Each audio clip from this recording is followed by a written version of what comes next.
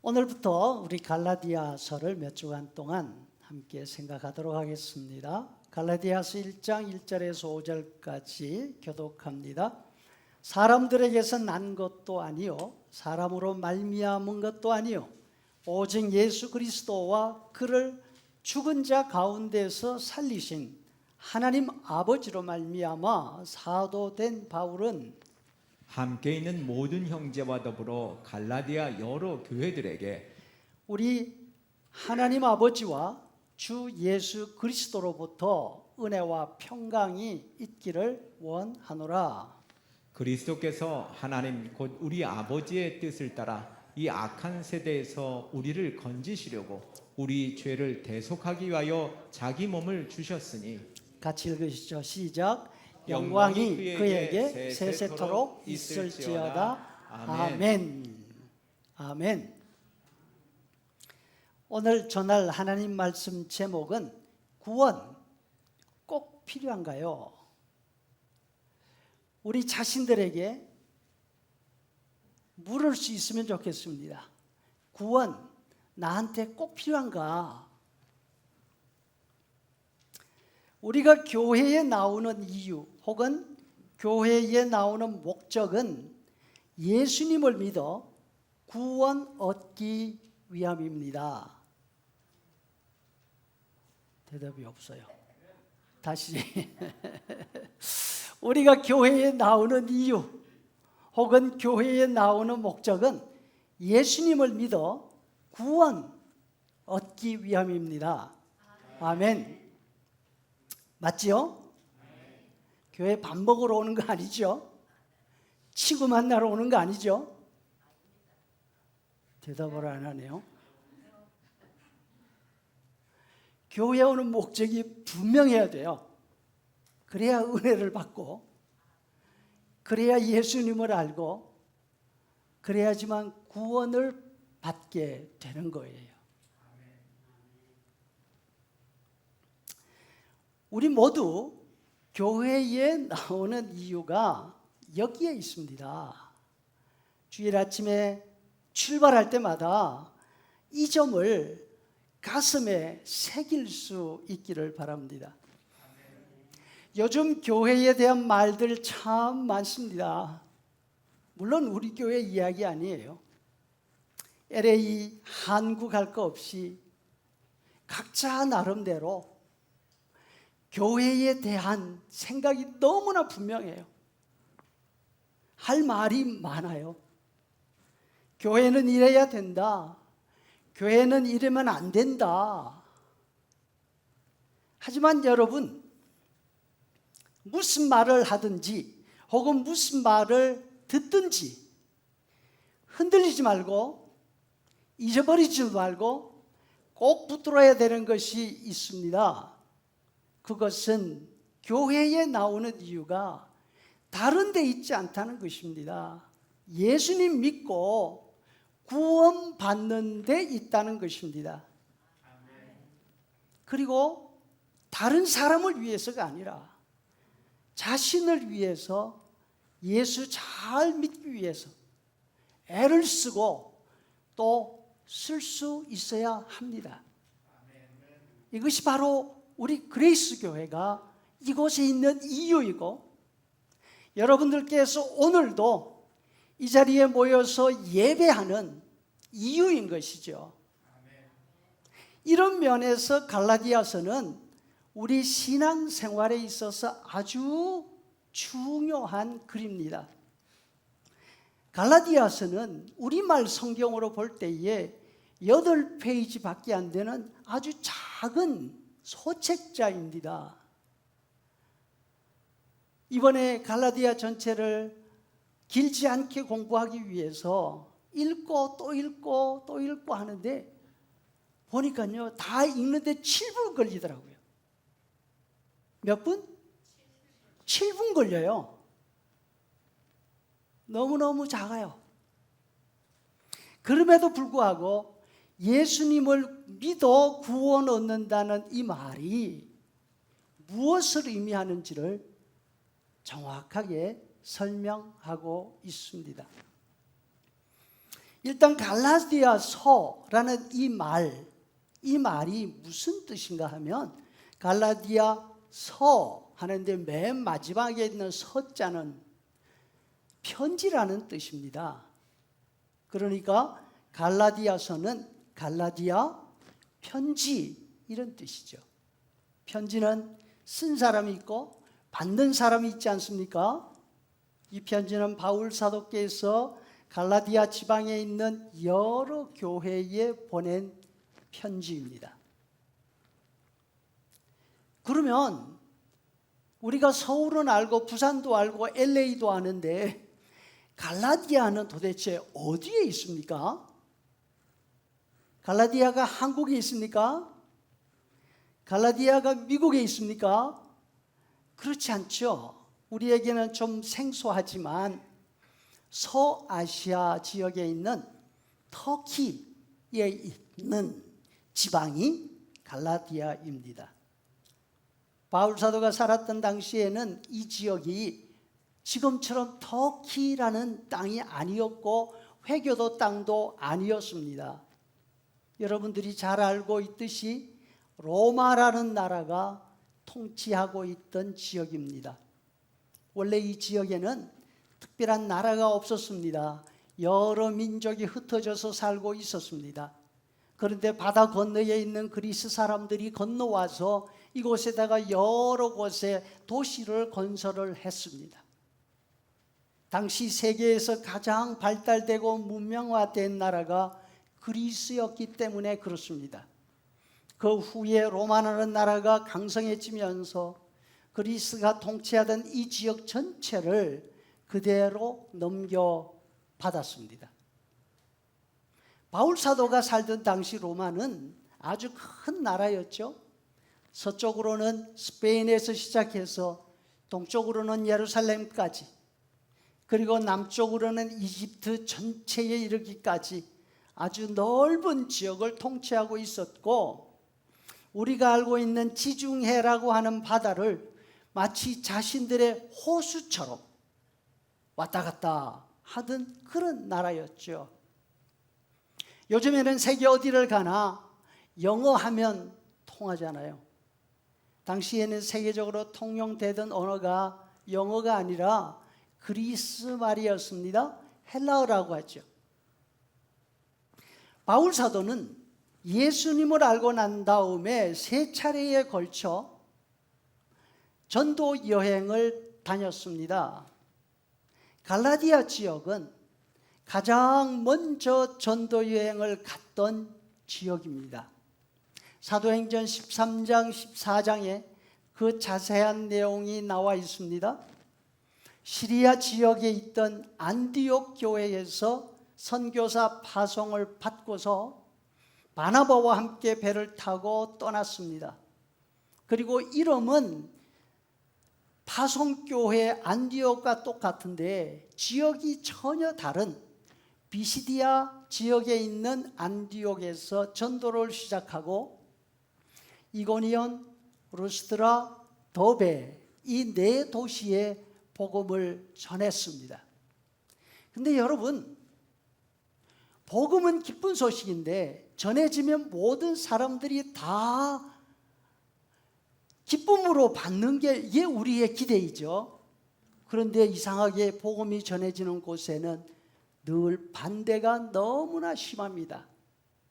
바울이 갈라디아에 갔을 때에도 유대인들의 반대가 아주 심했지요. 마치 예수님을 알기 전 바울 사도가 그랬듯이 복음을 반대하는 사람들이 가는 곳곳마다 있었습니다. 날이 갈수록 반대와 핍박이 가중되어 갑니다. 비시디아 안디옥에서는 바울 일행을 위협해서 그 도시에서 쫓아냈습니다. 그 다음 도시 이고니온에서는 돌을 집어들고 바울에게 던져서 때리려고 했습니다. 바울 일행이 도망쳤습니다. 3번째 도시 루스드라에서는 돌에 맞아서 쓰러졌습니다. 유대인들은 바울이 죽은 걸로 반정을 하고 성문 밖에다가 내다 버렸습니다. 그러나 다행스럽게도 바울은 죽지 않고 살아났습니다. 자신이 새 도시에서 당하는 고난을 눈으로 보기도 하고 귀로 듣기도 했던 신자들에게 이렇게 말을 합니다. 여러분, 두려워하지 말고 마음을 단단히 먹어야 합니다. 하나님의 나라에 들어가려면 우리가 많은 고난을 겪어야 할 것입니다. 우리의 기대하고는 너무 다르죠?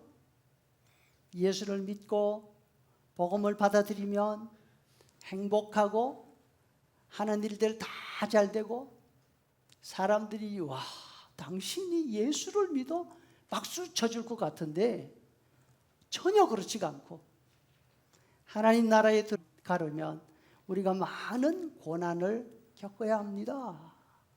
이렇게 말하고 있죠. 여러분, 저와 여러분이 예수님 믿는 일 때문에 고난 겪고 있으십니까? 당연합니다. 만약에 고난이 없다면 이상한 거예요. 이렇게 해서 고난 가운데 처음으로 세운 교회가 갈라디아 지역에 있는 교회들이에요. 원래 첫정이 무섭다고들 하지 않습니까? 그래서 아이들도 처음 태어난 아이들한테 우리가 사랑을 너무 많이 쏟잖아요. 갈라디아 지역은 바울의 첫 번째 선교지였습니다. 죽음의 고비를 넘기면서 복음을 전했던 곳입니다. 그래서 이 지역을 향한 바울 사도의 애착은 시간이 가도 변할 줄을 모릅니다. 3차에 걸쳐서 전도 여행을 다니면서도 바울은 언제나 이 지역을 지나갑니다. 그리고 자신이 복음을 전했던 지역에 가서 매번 교회의 상태들을 살핍니다. 바울에게 있어서 믿음의 아들이라고 하는 디모데도 바로 이 갈라디아 출신이에요. 바울이 복음을 전하다가 돌에 맞아서 죽기 직전까지 갔던 루스드라 사람이에요. 이처럼 목숨을 걸고 복음을 전한 후 자신을 파송한 교회 시리아 안디옥 교회로 돌아왔습니다. 2년 이상 걸린 아주 긴 여행이었죠. 그런데 안디옥에 돌아와서 머문 지 얼마 되지 않아서 갈라디아 지역에 있는 교회로부터 소식이 들려왔습니다.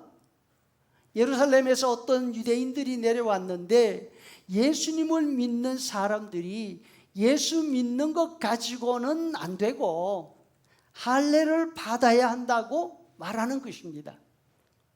유대인들이 지키는 절기들을 다 지켜야 하고 음식도 가려 먹어야 한다고 주장했습니다.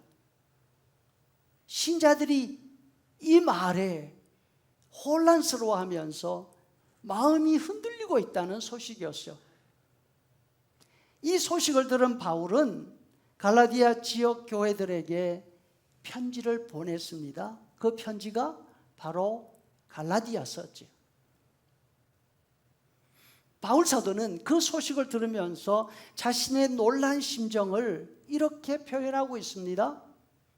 오늘 본문 바로 다음 절 6절에 보니까 여러분이 그렇게도 빨리 떠나서 다른 복음으로 넘어가는 데는 내가 놀라지 않을 수가 없습니다. 다른 복음이란 없습니다. 그건 복음이 아니에요. 만약 그런 잘못된 주장을 전하는 사람이 있다면 그 주장을 하는 사람이 누구든지 혹시 우리든지 아니면 하늘에서 내려온 천사라 할지라도 저주를 받아야 합니다. 만약 여러분 곁에 지금 그런 사람이 있다면 다시 말하지만 저주를 받아 마땅합니다. 얼마나 강한 말이에요.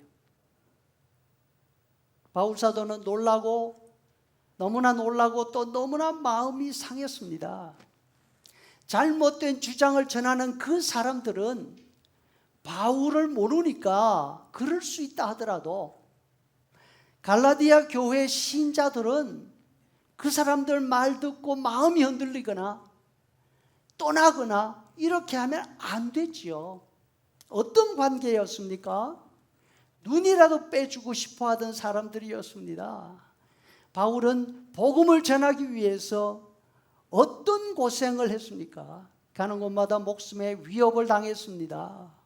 이렇게 생각하니까 눈앞에 있으면 호통이라도 쳐주고 싶은 생각이 굴뚝 같았던 거죠. 자신은 돌에 맞아 죽다 살아났습니다. 그 모습을 교인들이 직접 눈으로 봤습니다. 그리고 여러분들도 이런 어려움을 겪게 될 테인데 그렇다 하더라도 절대로 믿음을 떠나지 말라고 신신당부했던 교회입니다. 그런데 어떻게 1년도 되지 않아서 그 사랑 다 까먹고 이렇게 흔들릴 수가 있느냐 이거죠. 바울 사도가 이렇게 음성을 높이면서 저주를 말하면서 지키고자 했던 바른 복음, 우리가 흔들리지 말고 꼭 붙들어야 하는 복음이, 그 내용이 무엇입니까? 오늘 본문 4절에 나와 있습니다. 그리스도께서 하나님 곧 우리 아버지의 뜻을 따라 이 악한 세대에서 우리를 건지시려고 우리 죄를 대속하기 위하여 자기 몸을 주셨다. 꼭 기억해야 합니다. 이것이 복음의 핵심입니다. 그리스도께서 하나님 곧 우리 아버지의 뜻을 따라 이 악한 세대에서 우리를 건지시려고 우리 죄를 대속하기 위하여 자기 몸을 주셨다. 교회가 이래야 된다, 저래야 된다, 무슨 말을 듣든지 흔들리거나 휩쓸리지 말고 예수님을 믿는 사람이라면 누구나 꼭 기억해야 될 것이 바로 이 구절이에요. 아멘. 그렇다면 구원이란 무엇입니까? 구원, 그것이 꼭 필요하냐 묻는데 구원이 도대체 뭡니까? 말뜻 그대로는 바깥으로 끌어내는 겁니다. 바깥으로 끌어내는 거예요. 왜? 거기에 그냥 두면 죽으니까 밖으로 끌어내서 살리는 거, 이것이 구원이에요. 누구에게 구원이 필요합니까? 간단하게 생각해서 물에 빠진 사람에게 구원이 필요해요. 그냥 두면 빠져 죽습니다. 아무리 허우적거려도 혼자서 나올 수 없습니다. 누군가 끌어 올려내야 합니다. 또 누가 구원이 필요합니까? 불 속에 있는 사람이 구원이 필요합니다. 앞뒤가 다 막혀 있습니다. 독한 연기에 숨을 쉴 수가 없습니다. 혼자서 빠져나올 수 없을 때에 어떻게 해야 됩니까? 누군가 밖으로 끌어내야 합니다. 그렇다면 우리에게 구원이 필요합니까? 우리 한 사람 한 사람에게 구원이 필요합니까? 왜? 우리가 어떤 형편에 있는데? 예를 하나 들어보죠. 자동차를 운전하고 갑니다. 신호등에서 기다리고 있는데 갑자기 누군가 내 차로 뛰어오더니만 문을 열고 나를 막 끌어내려고 합니다. 나와! 빨리 나와! 그래요. 여러분 어떻게 할 것 같습니까? 그래? 나가야 돼? 그리고 나오실래요? 절대로 그렇게 하는 사람은 없죠. 놀래서 뭐라 그러죠? 이 사람 뭐야? 강도야? 이 사람 뭐야? 정신 이상자 아니야? 혹시 끌려 나갈까 봐 운전대를 더 꽉 잡고 끌려 나가지 않으려고 발부둥 치죠. 그렇습니다. 멀쩡하게 사는 사람, 멀쩡하게 혼자서 운전하고 잘 가는 사람한테는 구원이 필요 없습니다. 그런데 다른 예로 갑자기 차에 불이 났습니다. 밖으로 나가려고 하는데 문이 열리지 않아요. 발을 통동 구르고 있습니다. 누가 나를 좀 봐줬으면 좋겠어요. 창문을 막 두들기면서 나 좀 꺼내주라고 신호를 보냅니다. 그 모습을 본 사람이 달려와서 문을 열려고 해도 안 열리니까 창문이라도 부수고 나를 끄집어내려고 합니다. 얼른 나오세요. 이 손 꼭 잡으세요. 만약에 이런 경우라면 그 사람이 누구든지 깨진 유리 조각에 몸 긁히는 거 상관하지 않아요. 일단 차 밖으로 빠져나오려고 애를 쓰게 되겠지요. 이게 구원이에요. 구원은 이런 거예요. 자동차에 불이 붙어서 운전대로 막 번져옵니다. 그런데도 자연스럽게 운전을 하고 가고 있다면, 아니면 불 붙은 차에 그냥 앉아 있다면, 여러분, 그거 어떻게 될까요? 그 사람 정상입니까? 아니죠. 구원은 위험에서 끌어내서 살리는 것입니다.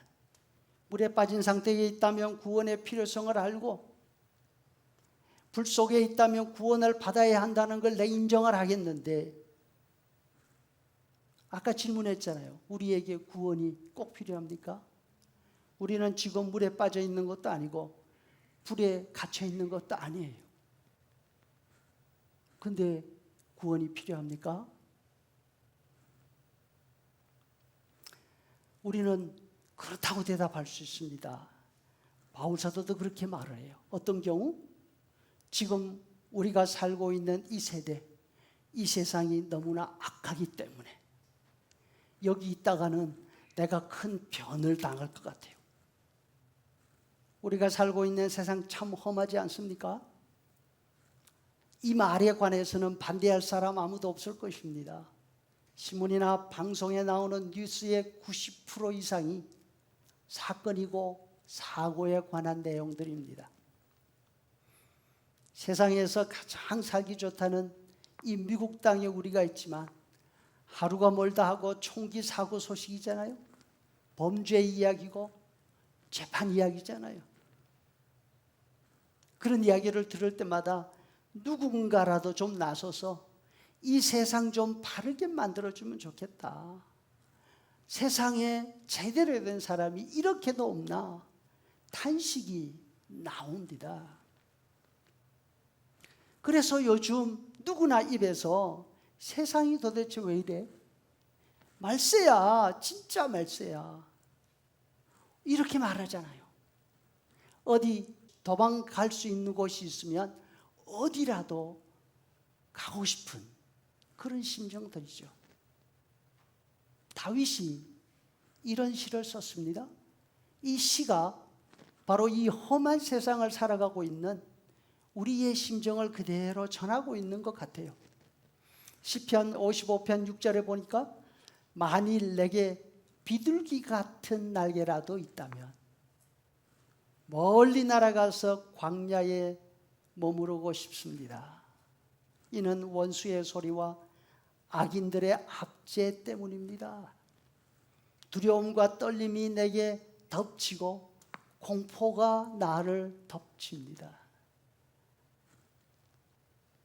세상에서 벌어지는 악들을 볼 때 나같이 착한 사람, 나같이 바르게 애쓰는 사람 구원받을 필요가 있는 것 같습니다. 그렇지 않나요? 그런데 이와 같이 악한 것들이 도대체 어디서 나오느냐 이거죠. 이게 문제예요.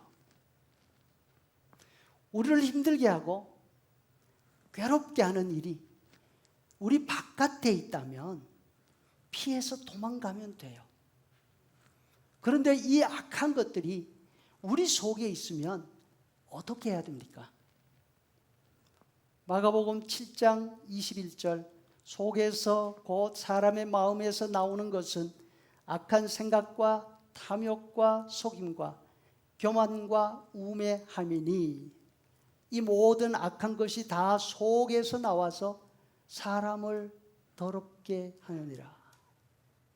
우리가 지금 보고 있는 이 모든 악들이 어디에서 나온다고요? 모든 악과 더러움이 사람 속에서 나온다고 합니다. 누가 이렇게 진단을 내리고 있습니까? 예수님이 그러셨어요. 사람 속에서 나오는 생각은 화장실 배설물보다 더 더럽다고. 배설물은 몸 밖으로 빠져나가면 사람에게 해를 끼치지 않지만 사람이 약한 생각은 안에 머물고 있으면서 우리 인생을 망칩니다. 바깥으로 나오면 세상을 사람 살지 못하는 곳으로 만들어 버립니다. 바로 이 사실을 깨달은 바울 사도가 말씀합니다. 로마서 7장 17절, 내 속에 선한 것이 없습니다. 내 속에는 죄가 거하고 있습니다. 선을 행하기 원하는 나한테 악이 함께 있습니다. 바울 사도가 생각할 때에 악으로 불타고 있는 세상은, 불타고 있는 곳은 세상뿐이 아닙니다. 바로 우리 속이 불타고 있는 겁니다. 그냥 있으면 자신 속에 있는 죄의 욕심이 자신의 몸을 다 태워버릴 것 같습니다. 탄식합니다. 로마서 7장 24절, 나는 비참한 사람입니다. 누가 이 죽음의 몸에서 나를 건져주겠습니까? 제발 누구라도 나를 이 몸에서 좀 꺼내주세요. 여러분, 바로 이 구원의 필요성을 느끼고 있습니까? 그렇지 않으면 그건 바울의 이야기고 나는 아니야 하고 있습니까? 자신의 몸에, 자신의 생각의 악함을 알면 여기서 벗어나고 싶은데 내가 몸을 버리고 여기서 나가버리면 살 수 없잖아요. 계속 머물러 있을 수도 없고 몸 바깥으로 나갈 수도 없고 이렇게 자신의 죄를 발견하고 제 자신의 현재 모습으로 인해서 안타까워하는 사람들에게 복음의 소식이 있습니다. 바울 사도가 지금 바로 그거를 말하고 있습니다. 4절에서 다시 그리스도께서 죽으셨다. 왜? 우리 죄 때문에. 우리 속에 죄의 욕심은 너무나 깊이 들어앉아 있어서 우리가 죽어야만 그 욕심이 사라지는데 우리가 죽으면 어떻게 됩니까? 모든 것이 다 끝이잖아요. 죽으면 안 돼요. 그래서 우리가 죽는 대신 누가 죽으셨다고요? 예수님이 죽으셨습니다. 자신 속에 있는 죄와 죄의 욕심에 끌려 살다가 죽어서 죄값으로 지옥 형벌을 받은 우리를 위해서 예수님이 대신 죽으셨습니다. 아멘. 우리가 이 사실을 믿고 있어요.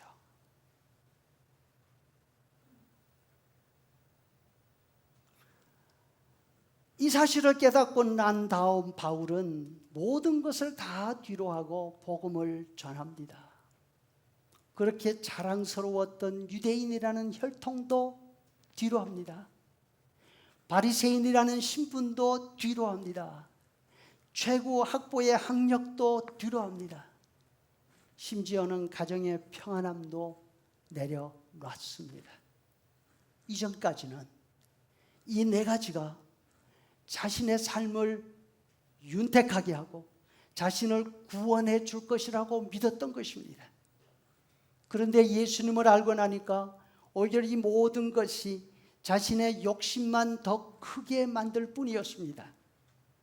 서로 미워하고 서로 죽이는 일에 자신이 맨 앞장에 서 있는 거예요.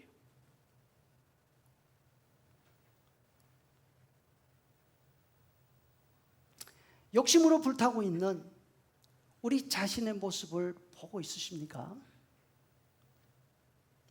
내 속에 이글거리고 있는 욕심과 원한, 그것이 언제 쏟아져 나오려는지 모른다는 거 여러분 알고 있습니까? 야고보서 3장 6절에서 혀는 불이요 불의의 세계라.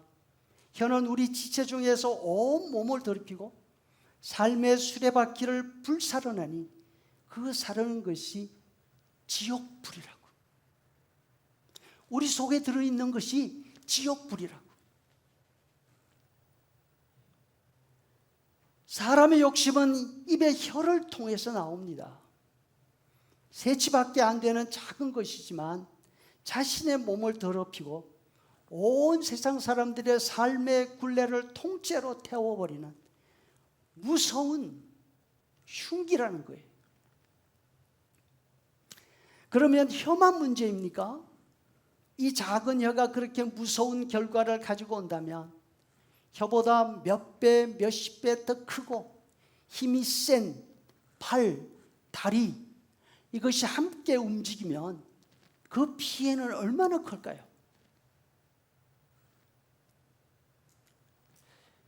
군대 임관 동기 중에 대학 태권도 교수하다가 온 사람이 있었습니다. 이 사람은 태권도 폼새가 아니라 아예 흰띠부터 시작해서 대련으로만 그 단계까지 올라갔어요. 국가대표 선수도 지냈습니다. 광대뼈가 드러날 정도로 깡말랐고 키도 아주 자그마했습니다. 그런데 주먹이 무쇠칼이에요. 여러분, 이 친구는 어디를 가든지 절대로 싸우지 않습니다. 앞장서지도 않아요. 아무리 화가 나도 씩 웃고 맙니다. 한 번은 물었습니다. 그렇게 가만히 있으면 바보로 알아. 뭐라도 좀 해봐. 뭐라는지 아세요? 큰일 나. 사람 죽어. 자신의 몸이 살상무기인 걸 너무나 잘 아는 거예요.